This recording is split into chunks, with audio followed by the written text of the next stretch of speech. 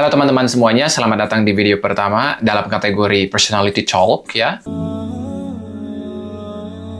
Ketika kita berbicara tentang ego, seringkali konotasi dari kata ego itu lebih cenderung ke hal yang negatif. Misalnya hal ini sering dikaitkan, oh kamu itu egois ya orangnya, terlalu mementingkan diri sendiri. Dan disinilah kita juga harus mengetahui bahwa tidak selalu yang namanya ego itu berkaitan dengan hal yang negatif. Jadi pada dasarnya ego itu jika kita definisikan ya, menurut KBBI itu aku atau diri pribadi atau rasa akan diri sendiri atau konsep individu tentang dirinya sendiri. Dan kemudian sama juga dengan definisi dari seorang psikolog klinis ya yang terkemuka juga, beliau namanya Jordan Peterson. Beliau juga mendefinisikan bahwa dirimu yang kamu identifikasi sebagai aku itulah ego. Di luar itu ada yang namanya alam bawah sadar yaitu id. Jordan Peterson juga ini mengambil teori dari Sigmund Freud juga. Jadi misalnya jika teman-teman belum mengetahui konsep tersebut, bisa dilihat dari playlist MBTI tingkat pemula. Teman-teman akan menemukan konsep ego, subconsciousness, unconsciousness, dan juga super ego. Kemudian di sini juga Jung membagi jiwa manusia itu menjadi 3 bagian ya. Yang pertama itu ada ego ya. Terus yang di tengah-tengah itu ada self. Terus seperti yang bisa kita lihat di sini di bawahnya itu ada shadow. Jika kita bayangkan kita itu seorang CEO atau seorang pemimpin ya dalam perusahaan, kemudian kita mempunyai karyawan-karyawan, antara kita dan karyawan itu antara ego dan self. Kenapa karyawan-karyawan ini terkait dengan kita? Karena kita juga sebenarnya seorang pekerja.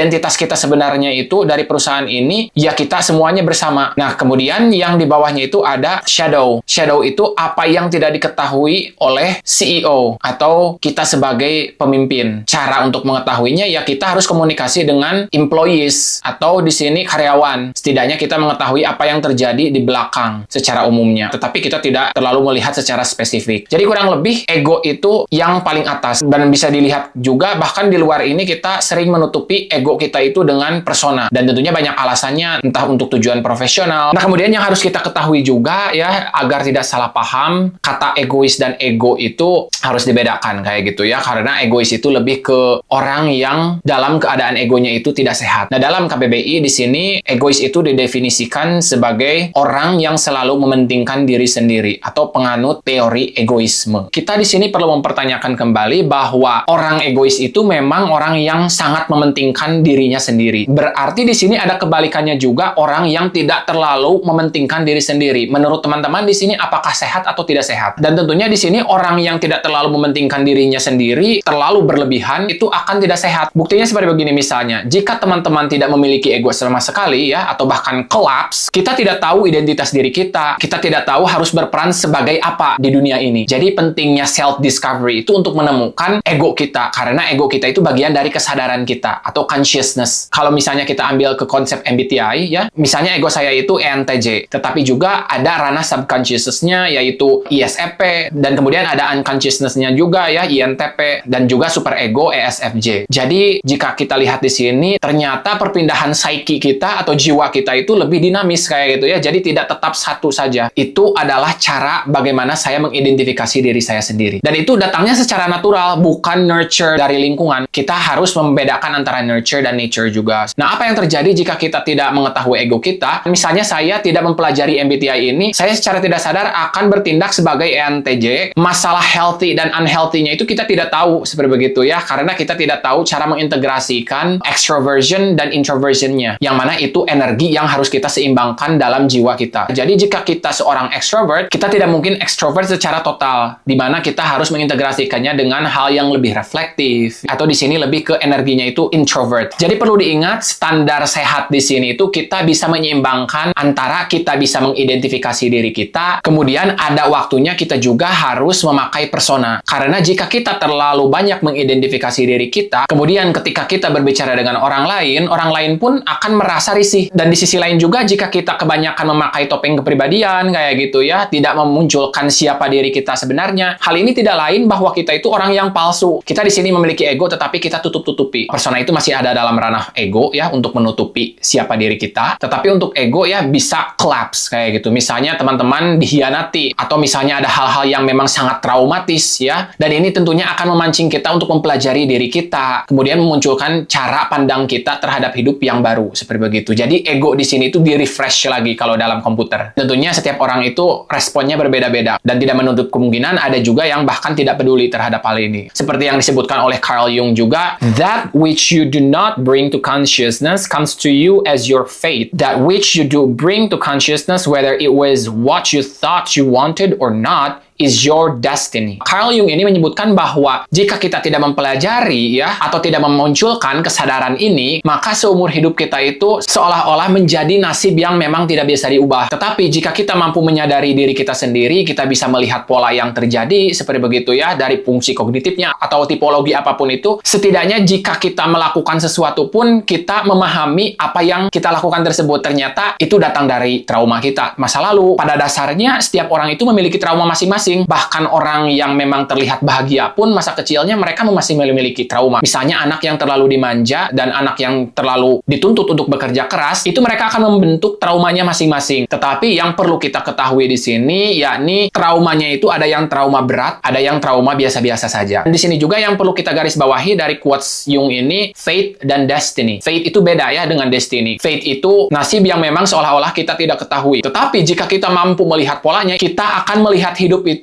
sebagai destiny apapun itu. Jadi hasil yang tersedia sekarang itu, oh saya mengerti karena saya sudah melihat polanya dari dulu. Jadi itulah pentingnya untuk membedakan antara fate dan destiny ini. Kita ulangi lagi ya, standar sehat untuk ego ini bukan berarti kita harus menghilangkannya, dan bukan berarti juga kita harus terlalu mengidentifikasikan ini nih diri saya. Tetapi di sini kita harus menggunakannya secara profesional. Jadi kita harus sadar terhadap konteks. Kemudian selanjutnya di sini yang ingin saya bahas juga sebenarnya ego death, tetapi nanti saya juga akan bahas tentang ego death ini di video khusus ya, karena konsep ini juga sangat menarik untuk diperdalam. Yang perlu kita ketahui tentang ego death ini berbeda dengan persona. Ini merupakan pembaruan, bukan berarti kita berubah dari ENTJ menjadi tipe apa, tetapi di sini kita berhasil mengintegrasikan atau mengembangkan fungsi kognitifnya masing-masing ke dalam kehidupan sehari-harinya. Tetapi ketika mengalami suatu hal yang memang traumatis ya, mereka bisa-bisa sampai bunuh diri. Tetapi jika mereka ingin mempelajarinya lebih dalam, kenapa hal ini terjadi pada saya? Mereka di sini akan mempelajari lebih dalam fungsi kognitif ya, tentang kepribadiannya sendiri, sehingga disinilah yang namanya destiny, takdir yang memang kita sudah lihat polanya. Beda dengan yang tadi misalnya orang yang ingin bunuh diri, itu lebih ke menganggapnya sebagai fate. Semakin kita memperdalam diri kita dan semakin penasaran, misalnya belajar neuroscience, belajar juga dari ilmu-ilmu yang lainnya, maka disinilah kita akan mentransformasi kepribadian kita menjadi yang lebih baru lagi. Dan tentunya hidup ini masalah keputusan kita yang mengambil sendiri. Ada yang meresponnya itu sebagai fate atau destiny. Mana yang akan kita pilih, dan itu kembali lagi ke diri kita sendiri. Dan rasa ingin menyerah dalam hidup itu atau ego death ini ya semakin kuat jika ego kita tadinya terlalu tinggi. Kita terlalu bangga dengan apa yang kita miliki, kemudian kita diuji dengan beberapa tantangan hidup yang memang sangat membuat kita shock. Disinilah ego kita runtuh semuanya. Seolah-olah kita itu gagal. Jadi disinilah perlu namanya integrasi. Yang terakhir di sini yang perlu kita ketahui, jika misalnya teman-teman ada dalam situasi, kita harus mengevaluasi diri kita terlebih dahulu. Apakah kita memang egois di sini ya, terlalu mengidentifikasikan diri kita sendiri, atau kita memang di sini berusaha untuk melindungi? Karena fungsi dari ego ini juga sebenarnya untuk melindungi diri kita sendiri. Jadi intinya kita juga tidak ingin di mana kita itu selalu ingin mengikuti pendapat orang lain. Di sini ego kita terlalu rendah. Kita tidak memiliki boundaries. Kita tidak memiliki batasan diri. Misalnya jika kita berada di dalam kelas dan waktunya untuk berargumen, di sana perlu kita menggunakan ego kita. Karena jika kita di sini takut berdebat, takut salah, maka di sini yang terjadi ego kita rendah, dan itu tidak baik juga. Jadi ada waktunya, ada konteksnya yang bisa kita terapkan. Cara mengevaluasinya itu ya kita tahu diri sendiri, tahu konteks di luar juga, dan tentunya kita harus mengomunikasikannya dengan orang lain lebih baiknya. Jadi kita harus tahu kapan harus asertif, harus menunjukkan bahwa kita itu memiliki rasa harga diri juga, tetapi ada situasi juga yang mengharuskan kita untuk lebih memperhalus keadaan, kayak gitu ya, menggunakan persona juga. Jadi itulah untuk video kali ini. Mudah-mudahan ada hal yang bermanfaat, dan tentunya jika misalnya teman-teman ada hal yang memang perlu didiskusikan, silahkan berkomentar saja di bawah. Mudah-mudahan kita bisa memperbaiki satu sama lain, karena di sini juga esensinya saya masih belajar. Kita sharing ilmu satu sama lain. Saya berbicara seperti begini karena memang latar belakang saya dari pendidikan, dan setidaknya saya ingin berbagi materi yang sudah saya pelajari. Ya, jadi itulah semuanya. Sampai jumpa di video selanjutnya, dan jangan lupa support this channel. Bye for now. Have a good one.